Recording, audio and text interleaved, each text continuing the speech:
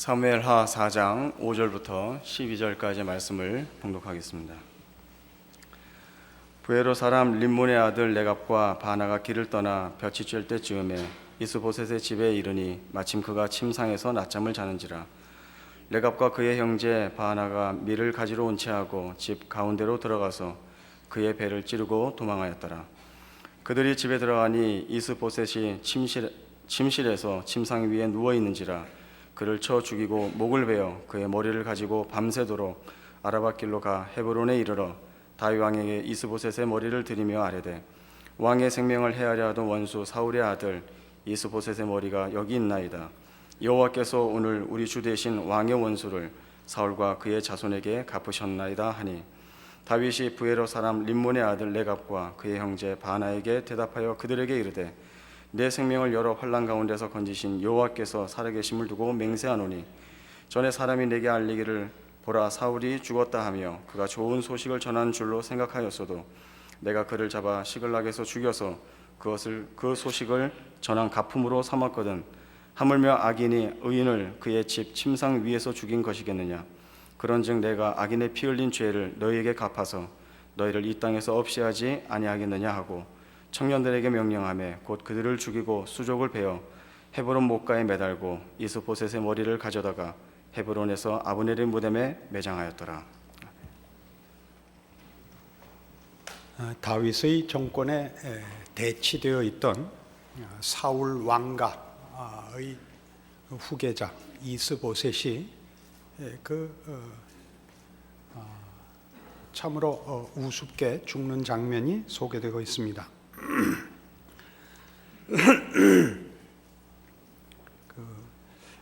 군 지휘관 중에 있는 형제 바나와 레갑이 이스보셋을 죽이고 그 목을 잘라다가 다윗에게 갖다 바쳤다고 되어 있습니다. 6절에 보시면 레갑과 그의 형제 바나가 밀을 가지러 온 채하고 집 가운데로 들어가서 그의 배를 찌르고 도망하였더라. 7절 그들이 집에 들어가니 이렇게 되는 것은 둘이 사건의 전후를 얘기하는 것이 아니고 6절이 전체 서술이고 7절은 구체적인 설명입니다. 그래서 그냥 순서대로 그걸 시간 순서와 사건의 순서를 보면 죽였는데 또 있어서 또 죽이고 그렇게 돼버렸습니다. 이 사무엘하의 4장의 이 사건이나 그 앞에 3장에서 봤듯이 아브넬이 이스보셋을 이제 배신하고 그 사울 왕가를 사실은 다윗에게 이미 넘기기로 하여 다윗과 정치적인 타협을 보고 그러나 그 동생의 원수를 갚으려는 요압 손에 의하여 죽고 하는 일들이 있은 후에 이스보셋은 그 군지휘관 수하에 있는 군지휘관에 의하여 어처구니 없는 죽임을 당하여 다윗의 이제 왕권이 전체 형편상 유일한 답이 되는 그런 위치에 들어서게 된 설명입니다. 그러나 다윗은 여기서 자세히 보시면 이 일에 아무런 주도권을 행사하지 못합니다. 그는 사실은 이 모든 일어나는 일들의 주인공입니다. 그가 하나님 앞에 세움을 받은 종이며 하나님께서 약속하신 그 은혜의 왕권을 허락받은 자입니다. 그러나 그는 지금 아브넬의 그 배신과 타협으로 말미암는 일에서나 또 오늘 이스보셋이 죽는 사건에서나 아무런 그 주인공 역할을 못합니다. 사실 우리가 기대하는 다윗은 좀 더 멋있게 모든 이스라엘 국민들에게 종교적 지도자로, 정치적 지도자로 또 뭐 여러 가지 면에서 그 합당한 그 위엄을 또는 영광을 나타내고 등극해야 옳습니다. 그러나 성경은 전혀 다윗이 그러지 못하고 있다고 기록하고 있습니다. 다윗은 우리가 위대하기를 원하는 사람 중에 하나입니다. 다윗이 위대하지 않다 그러면 우리는 신앙의 어떤 그 초점이나 목표나 또는 무슨 그 생각의 근거를 잃을 수 있습니다. 우리의 신앙의 대표적인 편견은 또는 오해는 신앙적으로 훌륭한 사람이 되는 것이고, 그 훌륭함 속에 다윗은 손가락에 꼽히는 모델입니다. 그러나 성경은 다윗을 그렇게 그리고 있지 않다 하는 것입니다. 가장 중요하게 다윗의 생애를 지켜보면서 우리가 물어야 하는 물음, 그리고 아마 다윗도 스스로 질문하고 있을 물음은 이겁니다. 골리앗을 물리쳤던 신앙의 효력은 왜 지속되지 않는가? 이게 중요한 하나의 질문일 것이고, 또 하나는 뭐 비슷한 것입니다마는 하나님께서 나를 왕으로 세워놓고 왜 이렇게 살게 하시나 하는 것입니다. 둘 다 뭐 비슷한 거지만 조금 다른 시각을 가지고 이렇게 나눠서 우리 모두가 다윗의 생애를 좀 성경적인 의도에 관심을 기울여야겠고, 그리고 동일하게 우리의 신앙 현실을 점검해 봐야 합니다. 우리 중에 누구도 감격 없이 예수를 믿는 사람은 없습니다. 예수를 믿는다는 신앙 고백은 참으로 비교할 수 없는 감격이며 분명한 자기 이해가 있습니다. 우리는 모두 그 감격과 자기 이해 속에서 단호하게 그리고 기꺼이 우리의 생애를 하나님 앞에 헌신합니다. 그런데 그 다음은 다 흐지부지합니다. 그게 현실입니다. 이 문제에 대하여 다윗의 생애가 사실 우리에게 필요하고, 또 성경이 그런 우리의 신자들의 현실 생활이 갖는 의미를 답하고자 하는 것입니다. 서두에도 말씀드린 바와 같이 신앙이 훌륭해지는 것이 싸움이고, 훌륭해지는 모델로 성경의 위인들이 그 증인으로, 그 모델로 서 있다라고 얘기하면 쉽다면 쉽습니다만은, 여태껏 쭉 계속해서 말씀하다시피 그러면 십자가와 은혜가 설 자리를 잃는다 이렇게 말씀드렸습니다. 그러면 이렇게 지금 제가 여러분에게 제안하는 식의 이런 의문, 이런 어떤 다른 생각이 성경적인 지지를 받는가? 라는 것이 이제 큰 질문거리가 되죠. 성경적인 지지를 받습니다. 그 대표적인 내용이 이런 식의, 제가 여러분에게 다윗의 생애를 설명하는 식의 그런 내용이 욥기의 주제입니다. 욥기가 어떤 내용을 갖고 있는지를 다 아는 것으로 하고 아주 간략하게 설명을 드리겠습니다. 여러분이 잘 아시는 대로 욥은 경건한 사람입니다. 아무런 흠이 없는 사람입니다. 그래서는 복을 받고 살고 있었습니다. 그는 말하자면 하나님의 특별하신 보호와 은총 속에서 자연적인 혜택 또는 사회적인 혜택, 종교적인 혜택을 받고 있는 그 요람 속에 누워 있는, 그래서 모든 필요를 공급받고 있는 사랑받는 아이 같은 그런 위치에 있었습니다. 그러나 어느 날 사탄이 하나님의 존전에 나아갔다가 하나님께 이런 꾸중을 받습니다. 너는 왜 그 모양이냐? 제가 어때서요? 욥을 봐라. 말하자면 이렇게 된 겁니다. 그러니까 사탄의 대답이, 아니 잘해주는데 누가 좋게 굴지 않겠습니까? 그러니까 그럼 욥이 잘해줘서 나한테 잘한단 말이냐? 그러면 네 마음대로 한번 해봐라. 이렇게 해서 소위 우리가 읽을 때 마음에 일어나는 그 생각같이 하나님과 사탄 사이에 일종의 내기가 붙어서 힘없는 욥은 그 다음부터 고생을 하게 됐다는 식의 얘기가 전개가 됩니다. 그러나 여기에는 중요한 성경의 가르침이 있죠. 무슨 가르침이 있냐면 경건이라는 것이, 좀 더 포괄적으로 신앙이라는 것이 대가와 조건 없이 유지될 수 있는가? 라는 질문이 욥기인 것입니다. 잘해주니까 잘하지요. 대한 이제 질문에 대한 답을 이제 펼쳐 나가는데 그 답을 찾아 나가는 과정도 굉장히 재미있습니다. 왜냐하면 하나님께서 한 영혼을 항복시키는 일은 하나님 홀로, 하나님의 능력과 주권이라는 이름으로 하나님 쪽에서 한 영혼을 조작하거나 조종하여 또는 강요하여 그 신앙을 항복시키는 것이 아니라 신앙을 고백한 한 인격이 그의 신앙 고백을 현실과 연결하여 끝없는 질문과 끝없는 자기 성찰 속에서 그 고백이 갖는 진정한 의미를 찾아가게 된다. 사람의 몫이다 하는 얘기가 아니라 그렇게 하나님이 그 완성과 진정한 답에 이르도록 인도하신다 하는 것이 욥기입니다. 그래서 그는 고통스러운 이제 생애를 보내는 겁니다.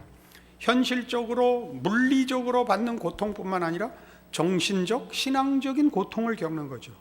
하나님, 이 일이 왜 생겼습니까? 나한테 무엇을 원하십니까? 이렇게 시작하는 질문으로 이제 욥의 여러 회의와 갈등과 일종의 시험까지 이제 다 토로되는 것이죠.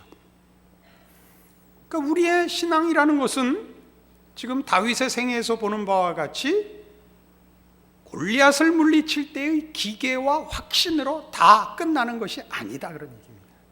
그것이 현실 속에서 다 그것으로 모든 문제가 해결되지 않는 것을 인하여 다윗은 지금 자기 확신과 자신이 없습니다. 그는 어찌해야 될지 모르는 것을 여러 곳에서 지금 드러내고 있습니다. 오늘의 본문에서도 나중에 바나와 레갑을 처치하지만 그런 분명한 문제에서는 자기 신앙이 적용이 되기도 하고 판단이 분명한데 나머지에서는 답을 못할 게 많다는 것을 압니다. 거기서 그는 어찌해야 될지를 모르는 모습으로 나타납니다. 바로 그 어찌해야 될지 모르는 거기를 알아야 합니다. 그는 더 진지하고 더 노력하는 것으로 가는 것이 아니라 신앙 고백이 갖는 진정한 내용과 그 차원과 그 가치를 하나님이 요구하시는 차원으로 진정한 의미로 진전시켜 나가야 됩니다. 그것을 우리는 마가복음 10장에서 이렇게 만납니다.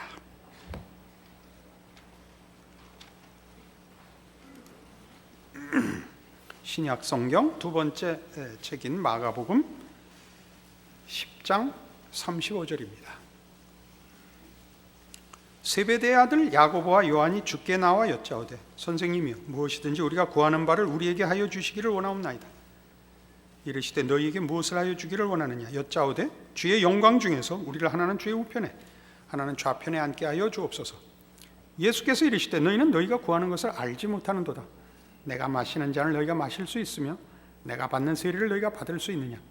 그들이 말하되 할 수 있나이다. 예수께서 이르시되 너희는 내가 마시는 잔을 마시며 내가 받는 세례를 받으려니와 내 좌우편에 앉는 것은 내가 줄 것이 아니라 누구를 위하여 준비되었든지 그들이 얻을 것이니라.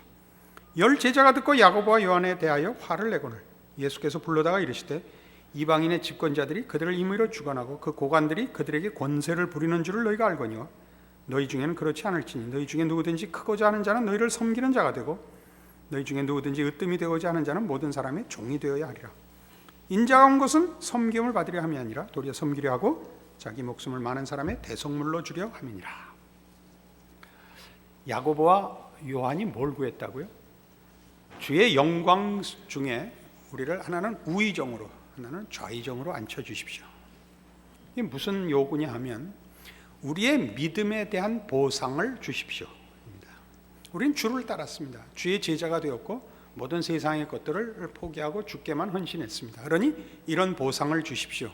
그래서 예수님께서 말씀하시기를 그러면 너희가 내가 마시는 잔을 마실 수 있고 내가 받는 세례를 받을 수 있느냐라고 묻습니다.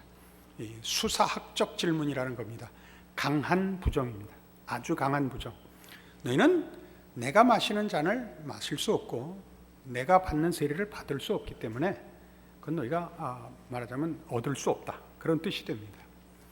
근데 예수님께서 마시는 잔, 예수님께서 받는 세례는 십자가입니다. 이 십자가는 우리 다 죽을 수밖에 없는 인생을 죽음으로부터 영생으로 반전시키는 하나님의 구원입니다. 이것은 예수 그리스도밖에 할 수 없는 것입니다. 그의 사역이며 그분만이 하실 수 있는 구원입니다. 그러니까 이건 아무도 흉내를 낼 수가 없습니다. 아무도 그걸 대신할 수 없고 같은 고난을 받을 수가 없습니다.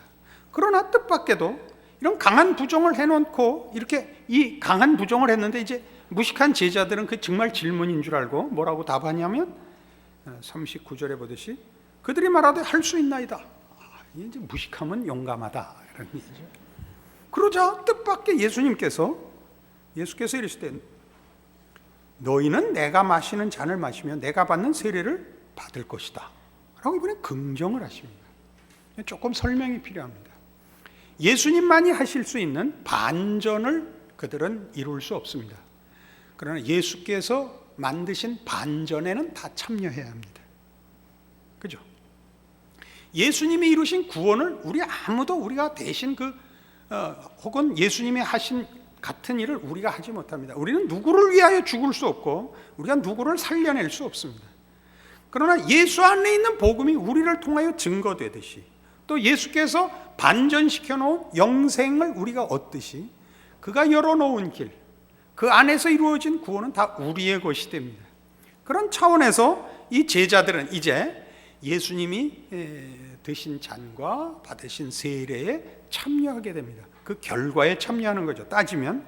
그런데 이 문제에서 내가 열어놓은 이 길로 인하여 그 전에 있던 세계 질서에서 다른 세상의 질서로 갈 것인데 그 첫 질서는 뭐였냐 하면 42절에 보는 바와 같이 이방인의 집권자들이라고 설명되는 이 세상 질서에서는 가진 자가 군림하는 질서입니다. 그 가졌다는 것은 하여튼 세상 권력이죠. 재산일 수도 있고 세상 권력일 수도 있고 지식일 수도 있습니다. 가진 자가 군림하고 못 가진 자가 그 밑에 수하에서 섬겨야 되는 질서라면 예수님이 이루신 영원한 나라는 그렇지 않다는 겁니다. 43절 너희 중에는 그렇지 않을지니 너희 중에 누구든지 크고자 하는 자는 섬기는 자가 되고 으뜸이 되고자 하는 자는 종이 되어야 한다. 나는 섬기러 왔다. 난 죽으러 왔답니다. 그러니까 제자들에게 뭘 가르치시느냐 하면 너희 신앙의 대가는 군림하는 것으로 허락되지 않고 섬기는 것으로 허락되리라. 이런 얘기가 됩니다. 그러니까 우리 모두가 예수를 믿는 문제에서 다 같이 현실적 좌절을 겪는 부분이 여기입니다.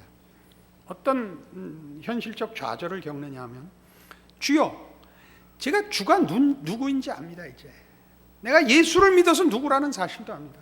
내 생애를 바칩니다. 내가 세상을 섬기겠습니다. 땅끝까지 가겠습니다.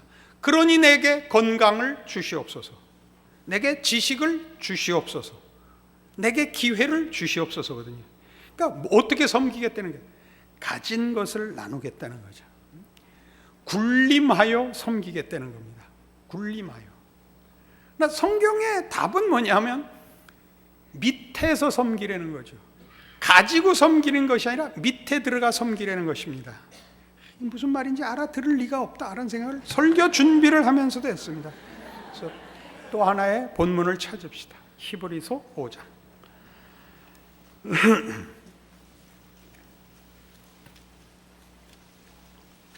356페이지 신약성경입니다.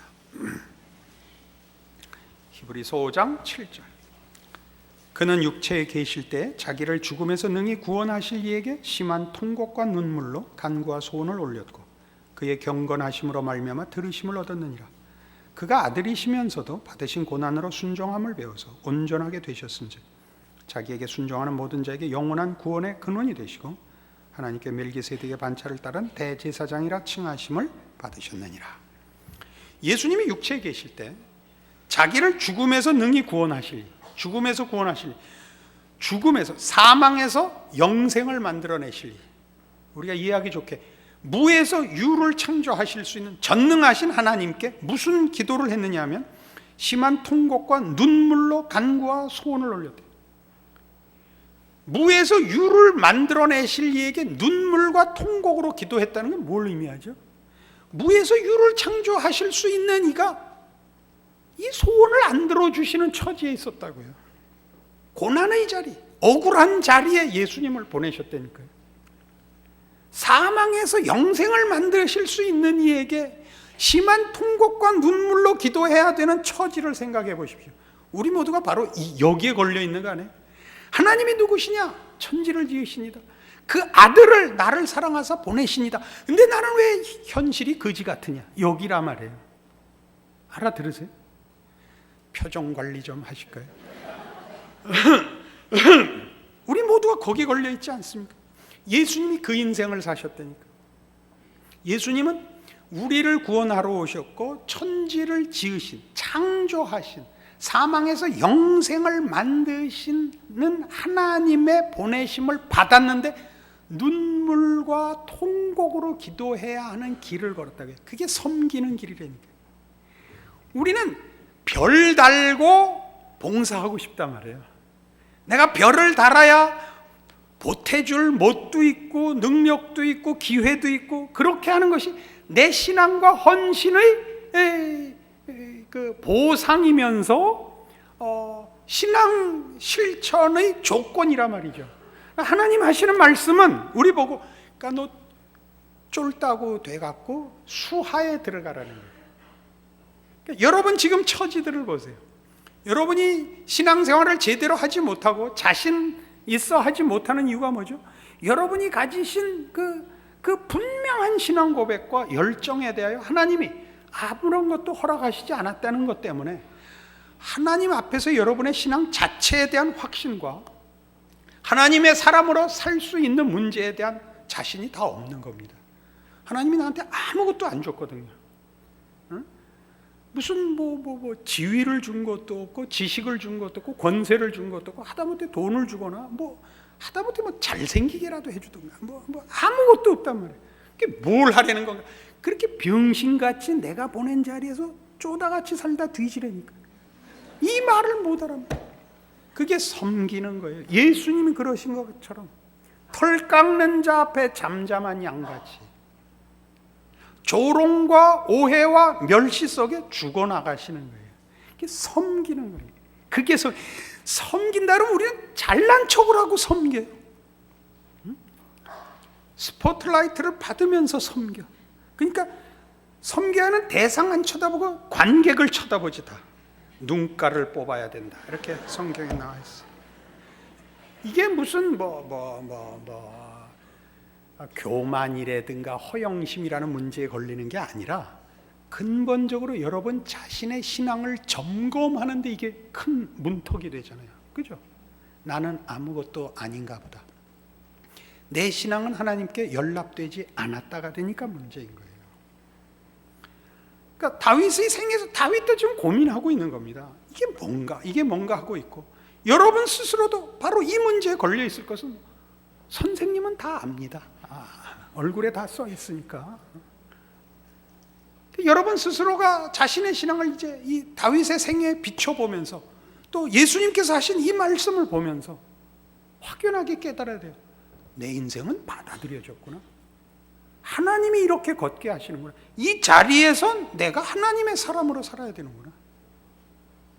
이거보다 더 자신의 자리와 자신에게 허락된 그 목보다 더 중요한 건 없습니다. 각자에게 하나님이 그 아들을 보내서 허락하시고 그 아들로 인하여 영광을 받으시듯이 영광 받기 위하여 세워놓은 자리요, 조건이요, 자격입니다. 이걸 놓치면 신자들에게 기적도 없고 믿음도 없고 기쁨도 없습니다. 다른 데 가서 그 대가를 찾으려고 하시면 안 됩니다. 그래서 마태복음 6장 이런 결론으로 자연스럽게 오게 됩니다. 마태복음 6장 33절.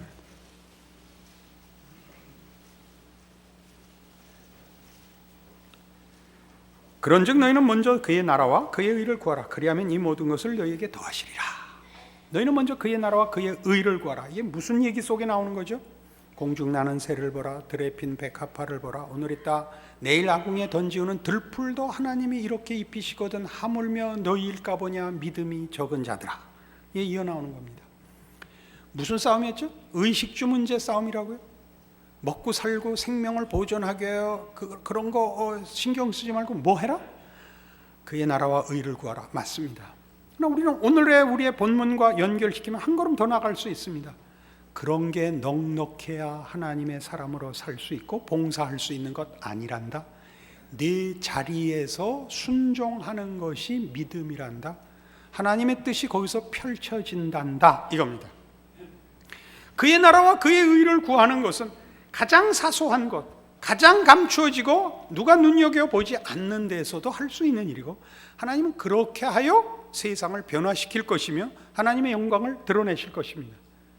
하나님의 나라는, 성경에 의하면 하나님의 나라는 가루 서말 속에 넣어 전부 부풀게 한 누룩 같다 그랬습니다. 밀가루가 누룩을 삼켜버렸지만 결국은 누룩이 밀가루를 전부 부풀리는 것처럼 우린 그렇습니다. 그러나 우리는 이렇게 밀가루 속에 들어가려고 하질 않습니다. 빵집에가 있습니다. 그러시면 안 됩니다. 빵집 주인이 되려고 하지 마시고 주방장이 되려고 하지 마시고 밀가루 속에 들어가는 누룩이 되셔야 하고 한 알에 썩는 밀알이 돼야 됩니다. 감추어지는 겁니다. 씨를 심은 자리인지 안 심은 자리인지 표가 나지 않습니다. 신자의 현실적인 자리를 보십시오. 내가 누군지 누가 압니까? 내가 나를 모르는데 넌들 나를 알겠냐? 그런 가스펠송 아시죠? 그게 우리를 당황시키는 겁니다. 우리는 하나님의 사람이 되면 군림할 거라고 생각을 하는 겁니다. 그렇지 않습니다. 이렇게 하셔야 됩니다. 그의 나라와 의를 어떤 자리에서? 여러분 처한 자리에서 이루십시오. 어떻게? 순종함으로. 그게 섬기는 겁니다. 여러분에게 허락된 지위와 위치와 자격과 형편에서 하십시오. 그래서 이 33절이 6장의 결론이 아닙니다. 34절이 결론입니다. 왜요? 거기 그러므로가 나오기 때문입니다. 그러므로 내일 일을 위하여 염려하지 말라. 내일 일은 내일이 염려할 것이요 한날의 괴로움은 그날의 족하니라. 한날의 괴로움. 왜 괴로움이에요? 그의 나라와 의를 구하여 사는 것을 괴로움이라고 표현한 이유가 뭘 것 같아요? 그게 멋있게 하는 일이 아니고 자랑스럽고 영광되게 세상적인 가치로 하는 역할이 아니고 세상에서 보면 있는 것 같기도 하고 없는 것 같기도 하고 비응신 같고 미쳤나 싶은 그런 자리를 지키는 겁니다. 예수 믿는 사람들 다 만사형통해요. 기도하면 다 낫고 기도하면 다 잘 살고 기도하면 뭐 안경은 왜 끼고 나왔어요? 믿음 없이. 그렇지 않아요? 우리 얼마나 많은 제한 속에 그 세상의 그 어려움 속에 우리가 묻혀 있고 그 세력 속에 잡혀 있는가 보세요. 거기서 하나님의 사람이 되라고요. 어떻게? 그의 나라와 의를 구하라고요. 그 통치에 순응하라고요. 그 통치. 그것이 우리의 역할이고 그것이 우리의 신앙입니다. 그게 섬기는 겁니다. 하나님은 그걸 원하십니다. 우리는 섬길 줄 모르고 군림하려고 합니다. 그러니까 스스로 괴롭고 세상도 괴롭고 스스로의 신앙도 확인할 길이 없습니다. 자랑만 넘칩니다. 각자가 자랑할 것이 자기에게 있는 줄 아셔야 됩니다. 여러분의 신앙 고백의 영원함과 그 신앙 고백의 내용을 허락하신 하나님의 함께 하심이 여러분 모두에게 충만하다는 것을 확인하는 그 복된 인생을 사시는 여러분 되십시오. 기도하십시다. 하나님 아버지 은혜를 감사합니다. 하나님의 자녀로 사는 것은 세상의 눈으로 알 수 없는 신비한 것입니다. 하나님을 모시고 사는 것이요 하나님의 영광이 드러나는 것이요 하나님의 기적이 이루어지는 그 수족으로 사는 것입니다. 이 인생 허락받았으니 충성하게 하옵소서, 겸손하게 하옵소서, 인내하게 하옵소서, 그리고 승리하게 하옵소서. 예수님 이름으로 기도합니다. 아멘.